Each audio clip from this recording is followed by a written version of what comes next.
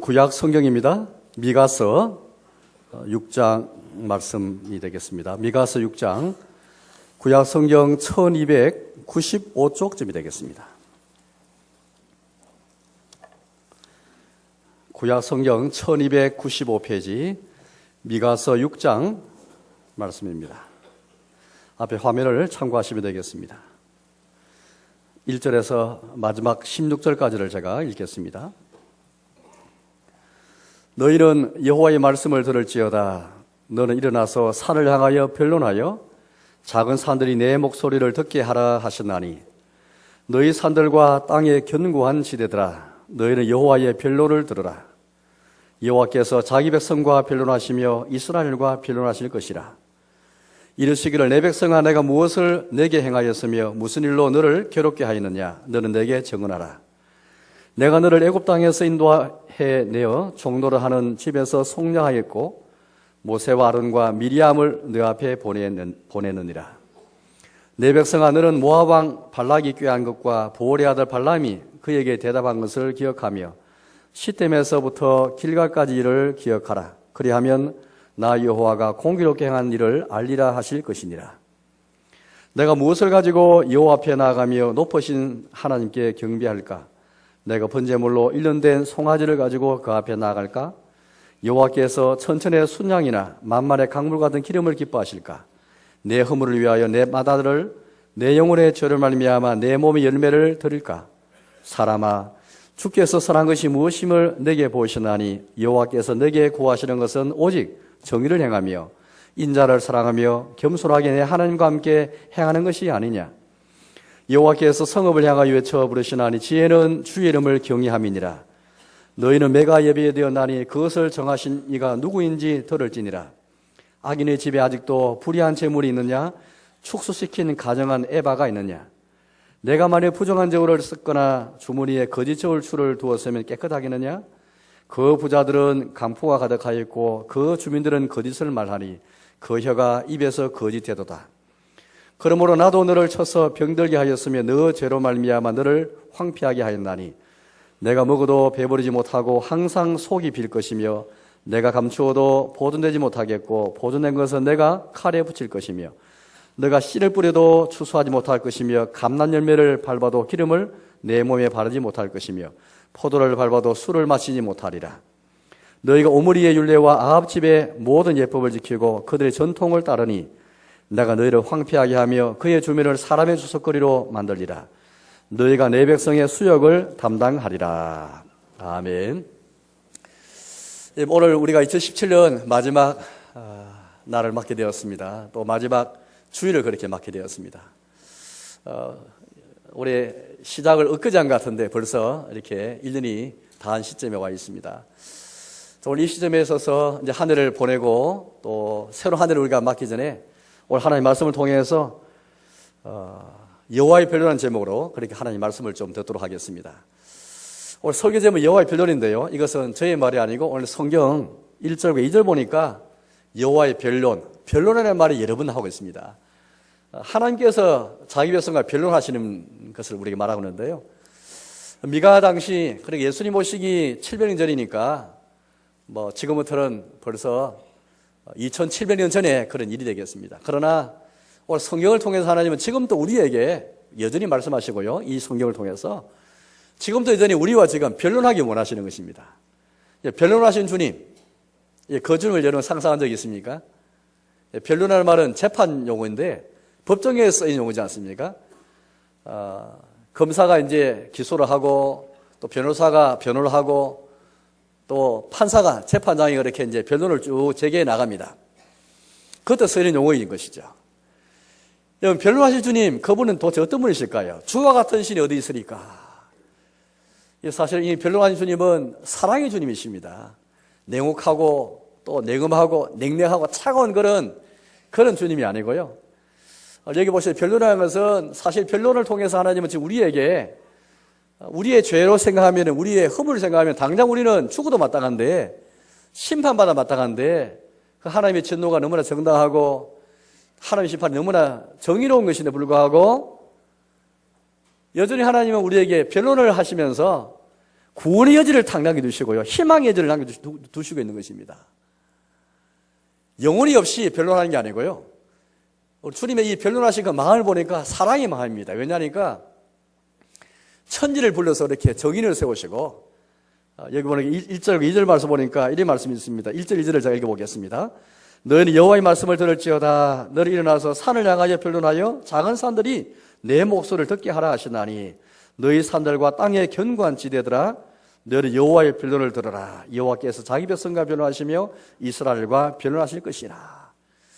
그러니까 여호와 하나님이 자기 백성과 변론하시면서 자신의 택정하시고 선택하시고 구원하신 자기 교회 백성과 변론하시면서 작은 산들을 부르고 견고한 지대들을 불러서 너희가 정인이지 않느냐. 우리도 흔히 이제 사회생활 하시면서 이런 말들 많이 쓰지 않습니까? 너무 설득이 안 될 때 하늘이 정인이다, 땅이 정인이다, 이 산과 강이 정인이다, 변함이 없는 그런 산과 강과 하늘을 그렇게 우리가 들어가지고 자기의 그런 진실을 증명할 때 이런 경우를 가끔 우리가 쓸 때가 있습니다.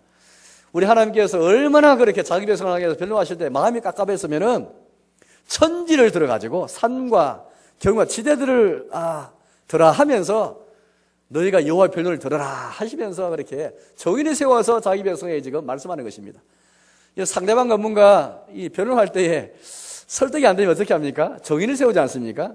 정인 세운 이유는 나의 진실을 증명하기 위해서이죠. 그런데 그 정인이 쓸만한 정인이 있으면 더 좋을 텐데 되게 우리 쓸만한 정인이 그렇게 많지 않습니다. 그러나 오늘 하나님이 정인을 세운 것을 보면은 바로 산들이고 작은 산들이고요. 그러니까 처음부터 끝까지 하나님 백성의 모든 행위들을 모든 삶을 잘 지켜보았던 진실한 정인이라 할 수 있는 산들과 견고한 지대들이 주님의 정인이 돼가지고 하나님께서 자기 백성과 변론하실 때 지금 말씀을 하고 있는 것이죠. 변론하신 주님이 영혼이 없는 그런 변론을 하는 게 아니고 영혼이 있는 변론을 하신다는 것은 어디서 볼 수 있냐면은 얼마 전에 우리가 하나님께 자기 교회를 가리켜서 딸 시온이여라고 부르시면서 그렇게 임신한 지금 출산하기 위해서 고통 가운데 있는 딸의 그 시름과 부르짖음을 아는 가운데 딸 시온이여라고 하시면서 그렇게 하나님께서 말씀하신 것을 우리 기억하십니다만은 할 터인데요. 오늘 말씀 보니까 마찬가지입니다. 내 백성아라고 부르시면서 정말 사랑의 음성을 들으시면서 너희가 내 백성이지 않느냐라고 말씀하시면서 지금 변론하고 계신 겁니다. 3절을 보겠습니다. 3절입니다. 이르시기를 내 백성아 내가 무엇을 내게 행하였으며 무슨 일로 너를 괴롭게 하였느냐 너는 내게 증언하라. 5절입니다. 내 백성아 내 백성아라는 말을 두 번 하시면서 내 백성아 정말 이건 여러분들 내 아들아 내 딸아 그런 말과 똑같은 것이죠. 여러분 우리 자녀들을 향해서 그냥 매를 든 게 아니고 내 아들아 내 딸 할 때는 간절한 마음이 담겨 있는 것이죠. 사랑에 그 마음이 담겨 있는 것입니다. 또 정의를 내세울 때도 그렇게까지 호소하실 때는 주님의 마음이 어떤 마음인지 알게 되는 것입니다. 그래서 오늘 세 가지로 주님의 변론을 세 가지 말씀드릴 텐데 세 가지를 다 보시면은 변론하신 주님이 영혼 없이 냉엄하게 차갑게 하는 변론이 아니고 얼마나 사랑이 많으신지 당장 멸망당해도 우리는 아무 할 말이 없는 그런 자에도 불구하고 여전히 구원의 길을 열어주시고 회개를 촉구하시는 가운데 희망을 딱 열어놓으시는 주의 마음을 읽어주게 되는 것입니다. 자, 오늘 세 가지로 여호와의 변론을 말씀드릴 텐데 여러분 그 변론하신 주님은 오늘 이 시간도 하늘을 보내고 하늘을 만든 이 시점에 있는 오늘 저들에게도 주님 찾아오셔서 우리가 변론하기 원하십니다.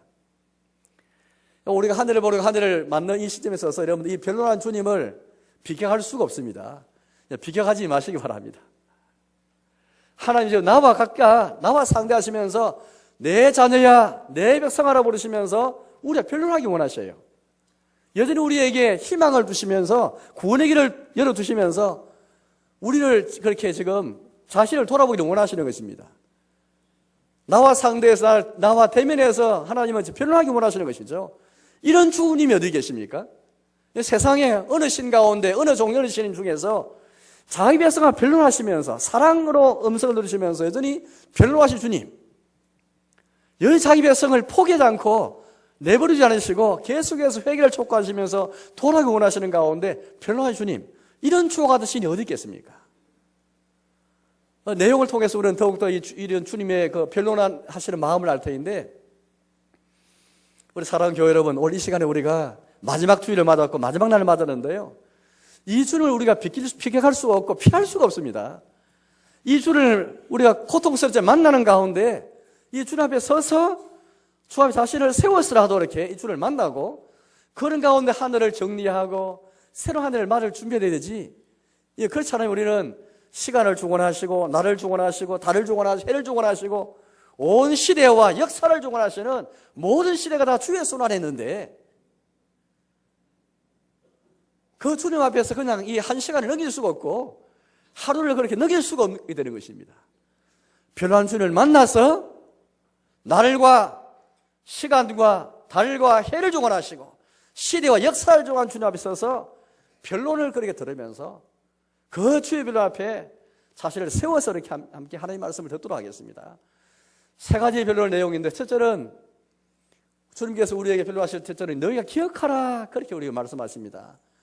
지금까 내가 살아온 동안 내가 너희에게 무엇을 행하였느냐, 내가 무슨 일로 너희를 괴롭게 하였느냐, 너희가 내게 정언하라, 너희가 기억하라, 그렇게 우리 말씀하십니다. 제가 성경을 읽어보겠습니다. 4절과 5절을 읽어보겠습니다. 4절 5절입니다. 내가 너를 애굽 땅에서 인도하여 내어 종노를 하는 집에서 속량하였고 모세와 아론과 미리암을 내 앞에 보내느니라. 내 백성아, 너는 모압 땅 발락이 꾀한 것과 보올의 아들 발람이 그에게 대답한 것을 기억하며 시댐에서부터 길가까지를 기억하라. 그리함 나 여호와가 공의롭게 행한 일을 알리라 하실 것이니라. 이 5절 말씀 보니까 기억하며 기억하라, 그렇게 말씀합니다. 첫째, 하나님의 변론하신 말씀은 이 말씀입니다. 너희가 기억하고 있느냐? 너희가 지난 시간 동안 내가 어떻게 행한 것을 내가 안다면은, 기억한다면은 얼마나 내가 너희에게 공의롭게 행한 것을 내가 알 것이다. 그렇게 우리 주님이 말씀하고 계십니다. 여기에 5절 끝에 말씀 보니까 나 여호와가 공의롭게 행한 일을 알리라 했을 때 공의롭게 행한 것, 공의가 나오는데요. 이 공의란 말은 정의란 말과 좀 많이 다른 용어입니다. 히브리어 말로는, 이 원문 히브리어 말로는 체데카란 말이고요. 정의란 말은 미시파트란 말인데 영어가 너무 다릅니다. 근데 우리말로 보면은 공의 정의하니까 오래 의자가 들어가니까 이게 뭔가 비슷하다는 생각이 드는데요. 많이 다릅니다. 이 공의롭다는 말은 뭐냐니까 하나님의 성품입니다. 물론 정의도 하나님의 성품이죠. 그렇지만은 특히 공의라는 말은 하나님과 우리의 관계에서 이렇게 말씀하는 것인데요. 하나님과 우리 사이 관계 어떤 관계입니까? 한번 생각해 보시죠. 우리 아버지 되시고 우리 그분의 백성 자녀가 되는 것이고요. 그분께서 우리의 왕이 되시고 주님이 되시면서 우리 그의 백성이 되었습니다. 하나님께서 우리의 목자 되시고 우리 그분의 기르신 양떼가 있는 것이죠. 또 하나님께서 우리 신랑 되시고 우리 그분의 신부가 되었습니다. 이 관계는 언약 관계입니다. 보통 관계 아닌 거예요. 아무나 신랑 신부 되는 게 아닙니다. 아무나 아버지와 자녀 관계 되는 게 아니에요. 혈통이든지 아니면 언약에 의해서 되든지 간에 이 언약을 통해서 맺은 관계인데, 이 언약은 어떻게 해서 우리 이 언약적 관계에 들어왔습니까? 하나님께서 우리 아비 되시고 우리 그분의 자녀 된 것, 그분께서 우리 목자 되시고 우리 그분의 길 양떼 된 이 관계에 들어온 것은, 그분이 우리 신랑 되시고 우리 그분의 신부가 된 관계라는 것은 그냥 된 관계가 아닙니다. 하나님께서 자기 아들 독생자 예수님의 피를 통해서 그분의 아들의 공로를 통해서 우리가 그분의 언약의 피를 통해서 그 토대 위에 서서 하나님과 우리 사이의 언약적 관계, 신랑과 신부, 왕과 백성, 목자와 양, 아버지와 자녀 관계를 맺지 않습니까? 이제 언약적 관계 속에서 하나님은 책임이 있습니다. 언약적 관계에 대해서 의리를 다하실, 도리를 다하실 책임이 있습니다. 우리 사람도 마찬가지인 거예요. 사람도 그 관계에 대해서 책임을 다할 의무가 있습니다. 여기 여호와의 공이라는 말은 하나님 편에 서서 우리와 하나님 사이에 있는 언약적 관계에 책임을 다하고 도리를 다하고 의리를 다하는 것이 여호와의 공입니다. 흔히 의리라는 말을 쓰잖아요. 의리. 여호와의 의리. 이게 여호와의 공인 것입니다. 우리 사람의 의리. 이게 사람의 의인데 우리의 의리라는 것은 도무지 없지요. 우리는 하나님과 우리 사이 언약적 관계에 대해서 처음부터 그런 관계에 들어선 것도 하나님의 은총으로 들어왔거니와 언약을 지키는 것도 주의 은총으로 그렇게 우리가 참 되어지는 것이지, 우리는 하나님 앞에 의리를 다한 적이 없습니다. 그러나 하나님은 우리에게 그 의를 지키시기 위해서 얼마나 신실하시고 얼마나 충성되시고 주님은 도를 다하실 것인데 이게 여호와의 공인 것이죠. 너희가 정말로 내가 너희 어떻게 하는가 잘 기억한다면 내가 너희에게 어떻게 공의를 행한 것을 내가 알 것이다. 그 말씀 되겠습니다. 여러분, 우리가 올 1년 동안에 혹은 올 1년만 우리가 국하신 것이 아니고 여러분 살아오시면 지금까지 하나님께서 나에게 뭘 행하시는가를 가만히 생각해 보십시오. 이걸 제대로 기억한다면 하나님이 얼마나 의를 다하시는지, 얼마나 공의로우신 분이신지, 얼마나 신실하게 자기 도를 다하신 분이신 것을 알게 될 것입니다. 미가 당시에 교회들에게 구체적으로 말씀하신 것은 아까 4절 말씀 보니까 이렇게 먼저 말씀이 나왔더랬습니다. 내가 너를 애굽 땅에서 인도하여 내어 종로를 한 집에서 속량하였고, 구약 교회의 가장 큰 구원은 이것이었죠. 430년 동안에 종로를 하였던 애굽에서 구원받은 것, 구출받은 것, 해방된 것, 자유복임인 만큼 큰 구원이 없지 않습니까? 이 출애굽의 구원의 역사는 계속의 이스라엘 역사에서 반복되어집니다. 이와 마찬가지로 여러분들 우리의 신자로 살아갈 때에 가장 큰 은혜는 무엇입니까? 우리 역시 우리 예수님의 피를 말미암아 하나님의 아들의 피를 말미암아 우리가 속량의 은혜를 받은 것.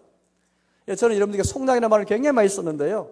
속량의 말은 죄수인데 죄수가 어떤 사람이 보석금을 내어가지고 죄수가 풀려난 것이 바로 속량입니다. 누가 대신 보석금을 내었기 때문에 내가 해방된 것이죠. 이게 속량의 말인데 이 속량의 말을 우리의 구원을 가리켜서 이 말을 사용되고 있습니다. 여러분 우리가 어떻게 해서 구원받았습니까? 자기 아들 예수님의 피를 말미암아 그 피값이 바로 보석금이 되고 그 피값 때문에 바로 우리가 속량을 받았습니다. 과거 우리도 죄의 종이었고 마귀의 종이었고 이 악한 시대의 종이었고 세상의 종으로 살았는데 온갖 불의와 온갖 죄의 종으로 살았는데 악의 종으로 살았는데 우리 하나님께 자기 안의 피를 통해서 이 모든 종된 집에서 우리를 속량해 내시고 이 큰 구원을 받았지 않습니까? 그래서 우리는 하나님의 자녀가 되고 하나님 앞에 설 수 어렵게 되는 은혜를 받았고 하나님과 화목하게 되어지고 하나님 앞에서 거룩함을 입게 되는 은혜를 입게 되었습니다.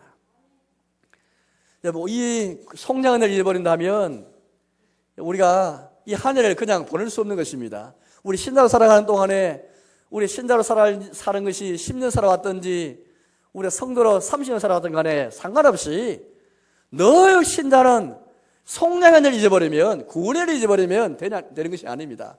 그 예수님이 잊어버린 것이거든요. 예수님의 피를 잊어버린 것입니다. 예수의 보혈을 잊어버린 것이거든요. 주님의 십자가를 잊어버린 것입니다. 교회가 주님의 십자가 잊어버리고 성도가 예수 피를 잊어버리면은 구원의 기쁨이 사라지고 속량의 은혜가 다 사라지고 감사가 사라진 것입니다. 예배가 사라진 것이죠.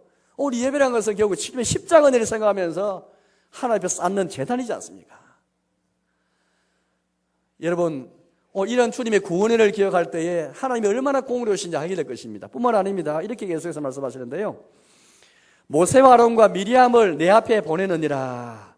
모세와 아론과 미리암은 이스라엘 백성을 다스린 지도자를 가리킵니다. 하나님께서 이들을 내버리지 않으시고 계속 지도자를 보내셔서 이들을 인도했지 않습니까? 이 말은 무슨 말이겠습니까? 우리에게 적용한다면 하나님께 시대마다 자유교회를 고아처 내버리지 않으시고 사역자를 보내셔서 시대마다 자기 종들을 보내셔서 자유교회를 인도하신 것이죠. 교회의 하나님의 사역자들과 하나님의 종들은 사람이 선출한 사람이 청빙한 게 아닙니다. 하나님께서 보내신 자들이죠. 하나님께서 교회의 청빙을 통해서 하나님께서 교회의 선출을 통해서 하나님께서 보내신 자인 것입니다. 그냥 만약 하나님 보내신 것을 잊어버린다면 그냥 우리가 선출했고 우리가 청빙했다고 생각하면 그건 하나님 연두 두지 않는 것인데 그게 바로 속화인 것입니다. 세속화는 다른 게 아니고 하나님의 손을 주님이 하신 것을 다 잊어버리는 게 사람의 일만 남은 게 바로 속화인 것이죠.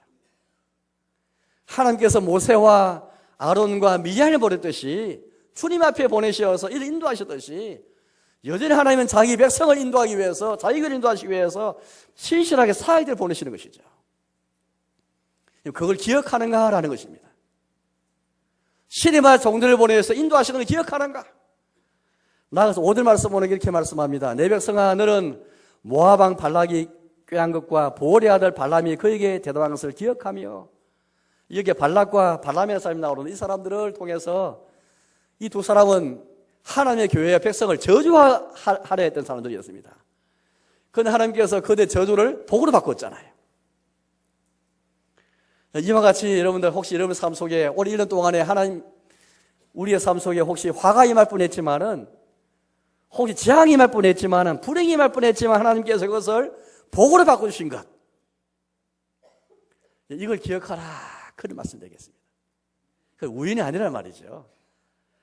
나의 그런 사고가 날 뻔했지만 하나님께서 그 모든 시점에서 우리를 건지시고 구원하셔서 복으로 인도하신 것, 너 이걸 기억하고 있는가?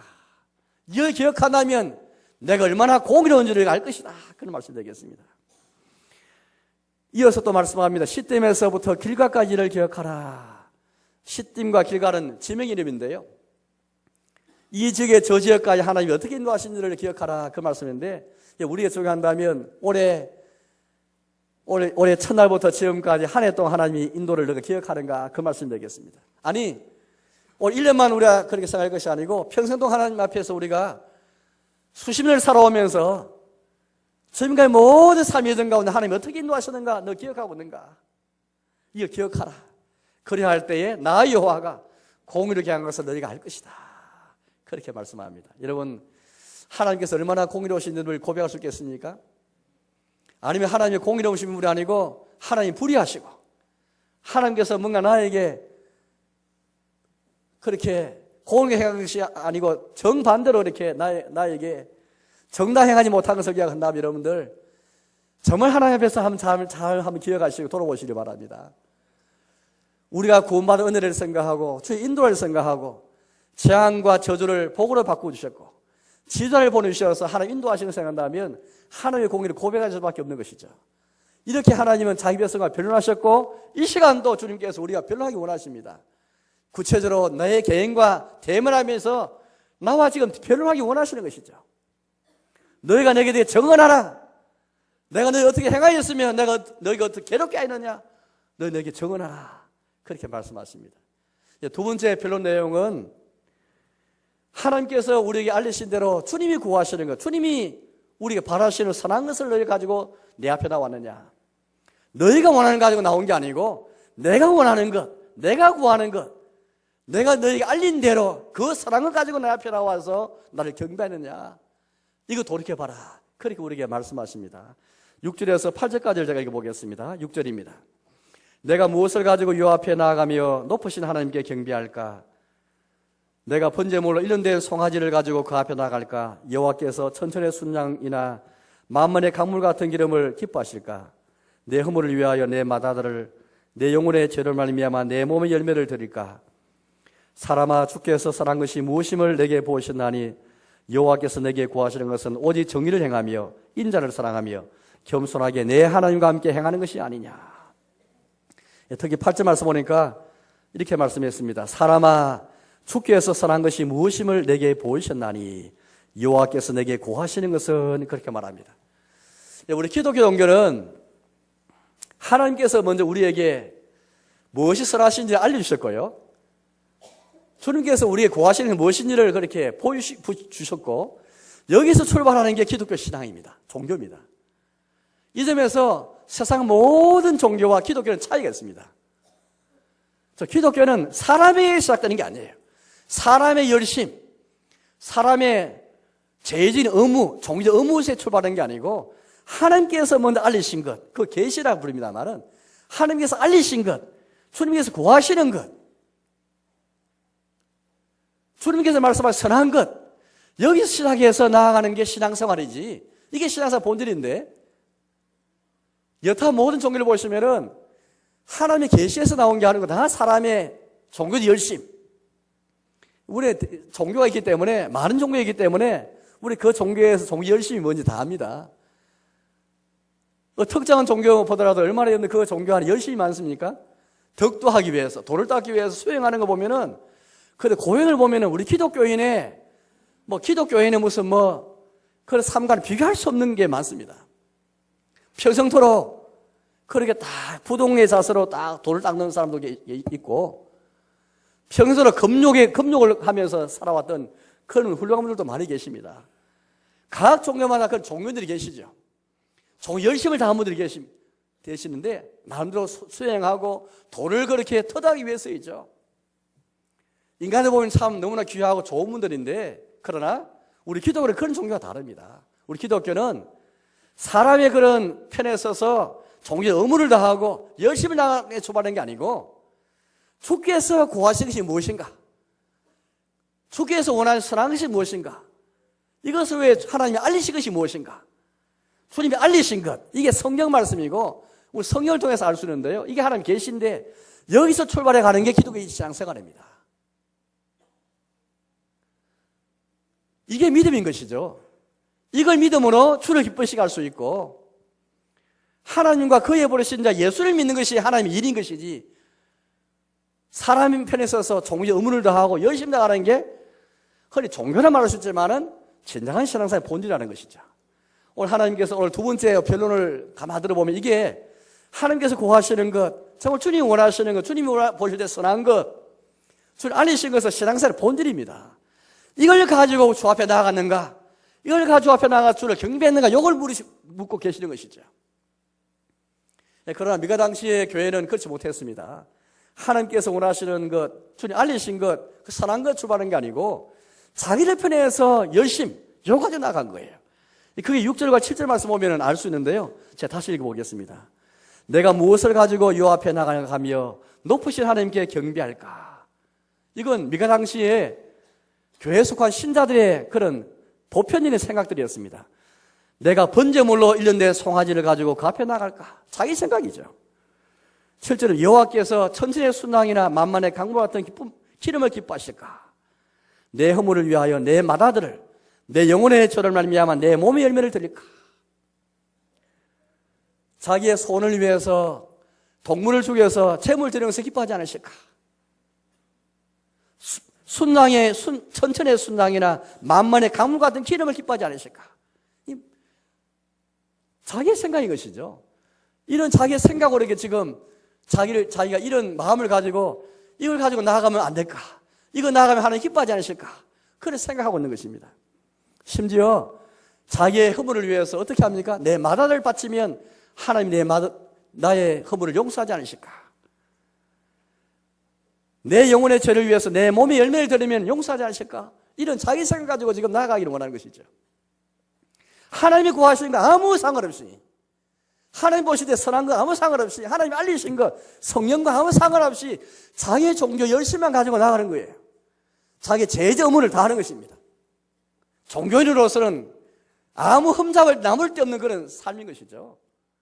우리 종교인 가운데 이런 분이 계시면 얼마나 훌륭한 분이지 않겠습니까? 종교인으로서 손색 있는 분일 것입니다. 자기의 영혼의 죄를 위해서 내 몸 혹은 내 허물을 위해서 내 맏아들을 내 몸 열심히 바치는, 사람의 열심은 끝이 없습니다. 사람의 종교 열심이라는 것은 끝이 없는 거예요. 자식까지 바치기까지 하는 것입니다. 그러나 기독교 신앙의 본질은 사람의 열심과는 전혀 무관합니다. 물론 우리는 종 안에서 열심을 내지만, 그러나 그 열심은 하나님의 계시에 출발한 열심이지, 하나님 알리신 거 아무 무관 없이, 주님이 구하시는 거 아무 무관 없이 하는 그런 열심이 아닌 것이죠. 하나님이 구하신 것이 무엇입니까? 하나님께서 우리 알리지도 않고 무지막지하게 우리 구하신 것이 아닙니다. 하나님 반드시 우리에게 알리시고, 뭐가 선한지 알리시고, 계시하시고, 보여주셨고, 거기 출발해서 우리에게 구하시는 것이죠. 하나님 변론하실 때 우리 알리신 것도 없는데, 계시한 적도 없는데 무지막지하게 너 왜 이렇게 했느냐. 회사 생활하시면서, 직장 생활하시면서 상사에게 우리 뭘 하라는데 알려준 적도 없는데 뭘 하라 하면은 적당하게 눈치껏 했는데 퇴짜 당하면 얼마나 이러면 마음이 깝깝하지 않겠습니까? 우리 하나님은 알리시고 보여주시고 계시하시고 거기 출발해서 우리에게 지금 뭘 구하고 계시는 것입니다. 하나님께서 구하시는 건 무엇입니까? 아까 8절 말씀 보니까 우리가 말씀하시죠. 세 가지입니다. 오직 정의를 행하며, 정의입니다. 두 번째 인자를 사랑하며, 인자입니다. 세 번째 겸손하게 내 하나님과 함께 행하는 것이 아니냐. 이 세 가지를 하나님께서 우리에게 보여주셨고요. 우리 구하시는 것을 우리 말씀해 주셨습니다. 여기에 정의가 나옵니다. 이 정의라는 것은 아까 공의와 전 다른 것인데 이 정의는 공평하게 향하는 것입니다. 하나님께서 아브라함 불러서 이 정의로운 나라를 그렇게 세울 것을 말씀했지 않습니까? 하나님 나라는 그야말로 공평한 나라인 것입니다. 부자나 가난한 사람, 남자나 여자나 다 예수님 안에서, 예수님 은혜 안에서, 주님의 십자가 안에서 다 하나님 것이죠. 혹시 여러분들 우리 신앙생활에 이 본질이 여기 말하고 계신데 여러분 신앙생활 하시면서 여러분의 개인의 삶에서 우리에 속한 가정에서 우리에 속한 사회생활에서 교회에서 여러분의 모든 삶에서 얼마나 정의롭게 행하였습니까? 얼마나 공평한 삶을 살았습니까? 사람 차별하지 않고 얼마나 공평한 삶을 부자와 가난한 사람, 권세 사람, 권세 없는 사람, 갑과 을 사이에서 얼마나 공평하게 공의롭게 여긴 삶을 살았습니까? 두 번째, 인자를 사랑했는가? 인자는 히브리 말로 헤세드라는 말인데요. 이 다른 말로 하면 사랑, 자비, 긍휼이라는 말입니다. 인자라는 말 쓰지 않습니까? 참, 그 사람 인자하다. 우리 사람의 성격이 전에 이것은 인자라는 말은 여기 헤세라는 말은 하나님의 성품입니다. 바로 주님께는 성품인 것이죠. 그래서 하나님께 사람을 자기 형상을 만드셔서 이 성품을 주셨습니다. 인자를 얼마나 사랑했는가, 얼마나 긍휼과 자비를 사랑했는가 그렇게 말하고 있습니다. 오늘 이 세 가지는요, 우리 주님과의 세 가지는 우리 예수님께서 이 세 가지를 말씀하신 적이 있습니다. 이 마태복음 24장에서 보시면은 거기에 예수님께서 바리새인들 책망하시면서 바리새인들 종교적으로 외식하고 위선자들이지 않습니까? 그들 책망하시면서 여기서 말씀하시는 게 세 가지예요. 이것은 구약교회에서도 하나님께서 이미 계시하셨고 신약시대 하나님 안을 통해서도 계시하신 세 가지입니다. 거기서 예수님이 말한 세 가지를 말할 때 인자를 가리켜서 긍휼로 그렇게 바꾸었습니다. 이런 배경이었습니다. 바리새인들 얼마나 겉으로 볼 때 종교적 의무를 다하고 11조를 잘 드리고 박하와 회양과 건채와 11조를 잘 드린 자들이었지만은 훌륭한 종교였지만은 흠없는 자들이었죠. 하나님은 우리 주님은 책망하셨죠. 그렇죠. 율법에 더 중한 바, 율법에 더 중한 바 신앙생활의 본질 정의와 긍휼과 믿음은 버렸도다. 우리 예수님 책망하겠습니다. 정의, 긍휼, 믿음 세 가지를 말씀했는데요. 이 세 가지 오늘 이게 8절에 나온 세 가지와 일치합니다. 정의는 똑같은 것이죠. 같은 정의란 말이 나왔습니다. 두 번째 인자를 가리켜서 긍휼을 말씀하셨고요. 세 번째인데 이 보니까 겸손하게 내 하나님과 함께 행하는 것이 아니냐. 겸손하게 하나님과 행하는 그 자체가 바로 믿음인 것입니다. 여러분 얼마나 삶에 여러분들 첫째 정의롭게 행하였고 두 번째는 인자 얼마나 자비를 베풀며 살아왔습니까? 이게 정의와 정의다음에 인자가 나오는 이 두 가지를 사실은 동일의 앞면과 뒷면과 똑같습니다. 어떤 사람은 공평한 삶을 잘 살아요. 정의로운 삶을 사는데 내면적으로는 자비가 없습니다. 긍휼이 없는 거예요. 그러나 오늘 정의와 인자는 같이 가는 것입니다. 함께 계매이 있어야 되는 것입니다. 어떤 사람은 이렇게 정의내는데 자비 없고 인자가 없는 거예요. 이건 하나님께 기뻐하지 않는 것입니다. 우리 정의뿐 아니라 인자, 자비와 이 사랑을 다 겸해서 우리 살아가야 되는 것인데 이게 하나님께서 원하시는 것이죠. 여기 보니까 겸손하게 하나님과 함께 행하는 것이다 말씀하시는데요. 하나님과 함께 행하는 것 이게 뭐겠습니까 여러분들? 주님과 같이 간다는 말은 내가 주님께 내 자신을 맡기는 것입니다. 하나님 신뢰하는 것이죠. 주님을 신뢰하지 않고 어떻게 하나님과 함께 행한다 말할 수 있겠습니까? 하나님께 내 인생을 다 의지하고 다 맡기고 주를 신뢰하는 게 주님과 함께 행하는 것입니다. 그런데 겸손이라는 말이 들어있죠. 겸손이라는 말은 함께 하시는 하나님 앞에 겸손이니까 이건 사람 앞에서 상대적으로 하는 게 아닙니다. 따라서 이 겸손의 말을 다른 말로 바꾸면은 자기 자신을 가치가 없는 사람을 여기는 것이에요. 우리와 함께 행하는 주님이 어떤 분이 간다면은 이 겸손은 그냥 하나님과 그냥 맞먹을 그런 존재가 아니고요. 우리 주님이 어떤 분인지 한다면 그 주님과 함께 행하는 것이라면 그 앞에서 겸손하는 것은 자신을 먼지처럼 티끌처럼 여기는 것. 나는 가치가 없는 자입니다. 무가치인 자입니다. 고백하는 그 고백에 담겨 있습니다. 하나님이 다 행하시고 주님이 이루시고 주님이 함께 하시는 것. 주님과 함께 하면서 내가 주를 의지하고 주께 자신을 의리하고 신뢰하는 게 이게 믿음인 것이죠. 이걸 예수님께서 믿음이라 말씀하신 것입니다. 어떤 면에서 여러분들 겸손히 하나님께 행하는 것, 이 믿음인데 믿음 없이는 정의도 없고 인자도 없습니다. 얼마나 여러분 삶에서 오늘 1년 동안에 겸손하게 하나님과 함께 행하면서 나는 무가치한 존재라는 것을 고백하면서 주께 내 인생을 맡기면서 그분을 신뢰하면서 믿음을 살아왔는가를 보십시오. 때로 믿음은 눈으로 들어가는 것은 척득이 될 수 없습니다. 우리 사람은 잘 속이잖아요. 잘 속힙니다. 예배당 열심히 출입하면 믿음이 있구나. 봉사하면 믿음이 있구나. 헌금생활 잘하면 믿음이 있구나 생각할 수 있을지 모르겠어요. 물론 무관하지 않습니다. 다 믿음이 있겠죠. 결정적으로는 겸손히 하나님과 함께 행하는가. 하나님 의지하고 하나님 신뢰하면서 주께 자신을 맡기면서 자신을 자랑하지 아니하고 주님과 함께 한다면 자기 자랑하면 주를 의지한 게 아니잖아요.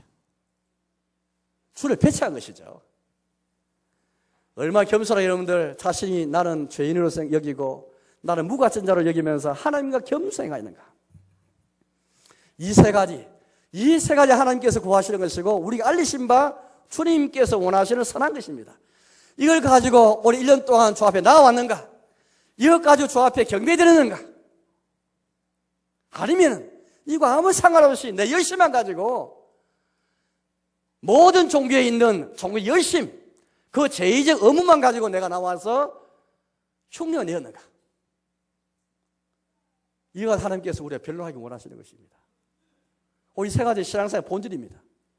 율법에 더 종한 바이죠.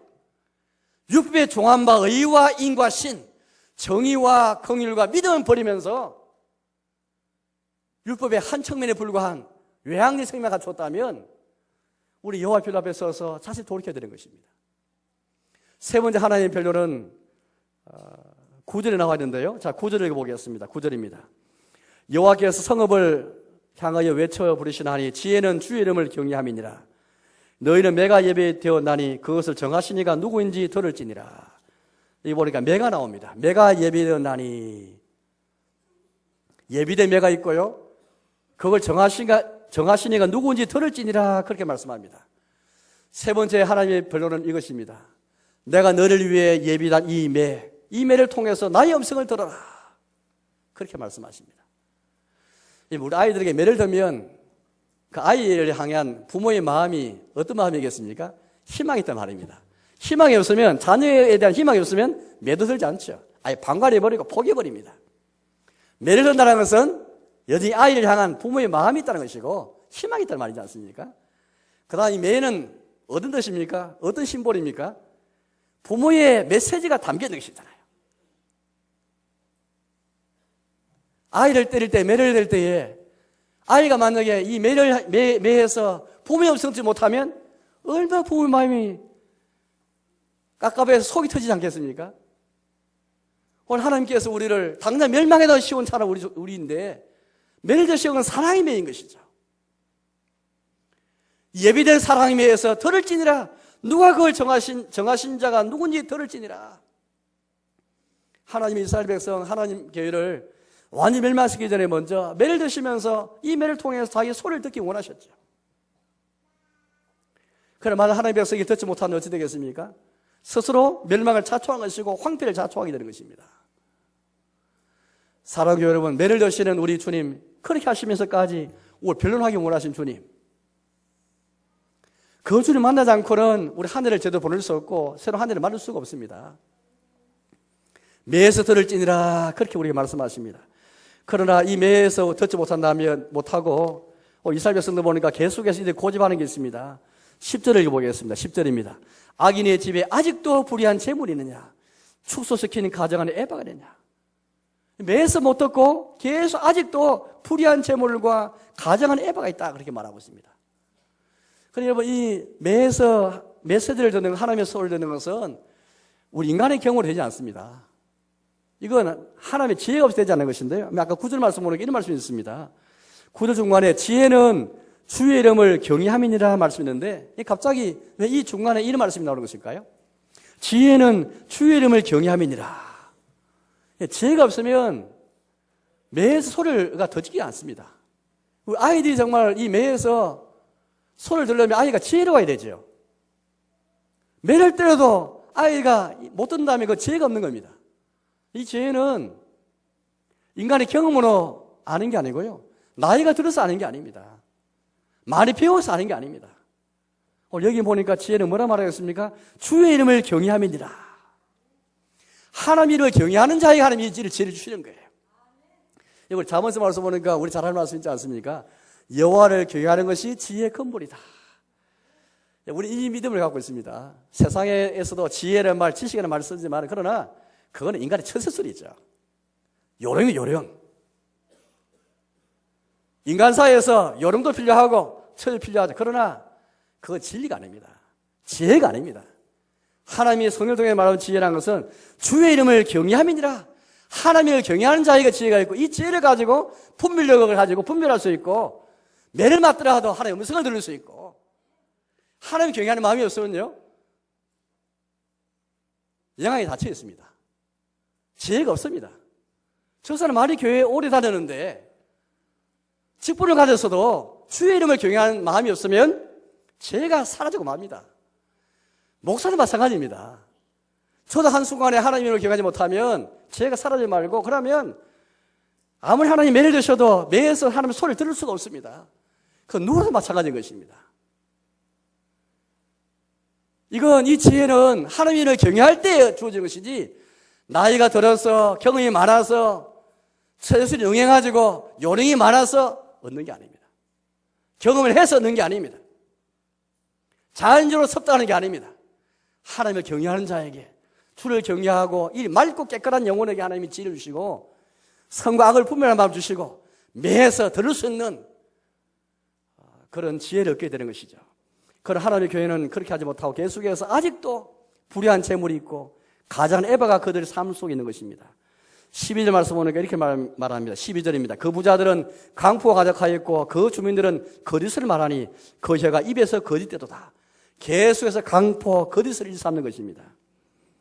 마침 이들에게 있게 된 것은 결과적으로 황폐였습니다. 13절입니다. 그러므로 나도 너를 쳐서 병들게 하였으면 너 저를 말미암아 너를 황폐하게 하였나니. 14절입니다. 너가 먹어도 배부르지 못하고 항상 속이 빌 것이며 너가 감추어도 보존되지 못하겠고 보존된 것은 내가 칼에 붙일 것이며 너가 씨를 뿌려도 추수하지 못할 것이며 감람 열매를 밟아도 기름을 내 몸에 바르지 못할 것이며 포도를 밟아도 술을 마시지 못하리라. 너희가 오므리의 율례와 아합집의 모든 예법을 지키고 그 전통을 따른 내가 너희를 황폐하게 하며 그의 주민을 사람의 조속거리로 만들리라. 너희가 내 백성의 수욕을 담당하리라. 결국 하나님을 얻지 못하고 매에서 주의 음성을 얻지 못한 결과는 그런 가운데 계속 강포와 거짓을 고집한 결과 황폐가 찾아왔습니다. 황폐가 두 번 나오고 있습니다. 16절 말씀 보니까 이렇게 말씀하셨습니다. 너희가 오므리의 율례와 아합집의 모든 제법을 지키고 그 전통을 따르니 내가 너희를 황폐하게 하며.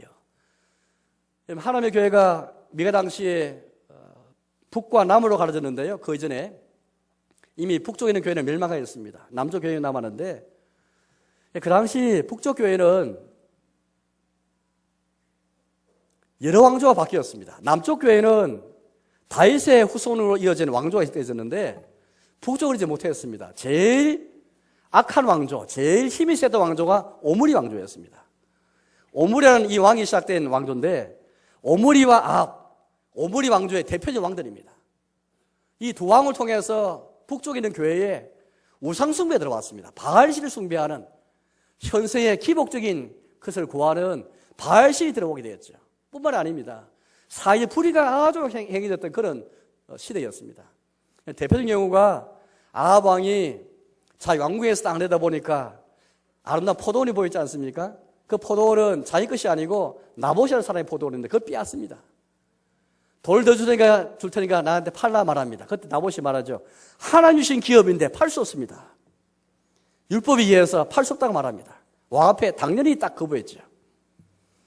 아합은 근심하는 가운데 불량배 두 사람을 세워가지고 불의한 재판을 그렇게 합니다. 그런 가운데 거짓을 내세워가지고 이 사람을 하나님 모독한 죄를 붙여가지고 나봇을 죽이게 만듭니다. 살인죄를 살인하게 만드는 것이죠. 대표적인 아합 왕의 불의인 것입니다. 이런 것이 그 시대 상인들이었습니다. 여기 보니까 오므리의 율례와 아합 집에 모두 예법을 지키고 그 전통을 따르니, 쉽게 말하면 하나님 율법을 따르지 않고 말씀 따르지 않고 세상의 모든 관습과 세상의 유행과 세상의 시대 사도를 다 따라간 것을 가르치고 있는 것입니다. 혹시 여러분 오늘 우리 1년 동안에 우리 날 돌이켜 보시면서 하나님에서 주의 음성을 듣는 것이 아니고 계속 우리의 강포와 거짓을 고집하면서 혹시 우리가 세상의 전통과 세상의 예법은 잘 지키는데 세상의 도리를 다 하는데 하나님의 말씀을 얼마나 우리가 엄격하게, 얼마나 우리가 믿음을 다해서 다 지켰는가를 가만히 돌이켜보십시오. 이걸 통해서 하나님께서 우리와 변론하기 원하시는 것입니다. 이제 말씀에 또 하겠습니다. 사랑하는 교회 여러분, 우리는 올해 마지막 날을 맞았고 마지막 시간을 이제 얼마 남지 않은 그런 시점에 서 있습니다. 이 시점에서 우리는 하나님의 변론, 여호와의 변론, 변론하신 주님을 우리가 만나야 되겠습니다. 그 주를 만나지 않고 시간과 날과 달과 해를 주관하시고 역사와 시대를 주관하시는 주님과 상관없이 이렇게 우리가 송우영신을 그렇게 할 수가 없습니다. 그 주의 변론 앞에 서서 자신을 돌아보고 사랑의 음성으로 사랑의 마음을 가지고 변론하시면서 우리에게 무엇을 주님이 요구하시는가? 여전히 우리에게 돌아오기를 원하시고 회개를 촉구하고 계신데 다시 오늘 우리가 변론하는 주님 앞에 서서 회개하고 돌이키는 가운데 자신을 철저하게 성찰하는 가운데 하늘을 잘 정리하고 새로운 하늘을 믿음 가운데 이렇게 받아야 되겠습니다. 아무쪼록 오늘 하나님의 변론, 주의 변론을 우리가 깊이 생각하시면서 하나님 앞에서 있으실 하늘을 잘 정리하고 새로운 하늘을 잘 맞이하는 저와 여러분 되시기를 주님의 이름으로 축복합니다. 함께 찬송 부르겠습니다. 찬송가 135장을 부르겠습니다. 135장 어저께나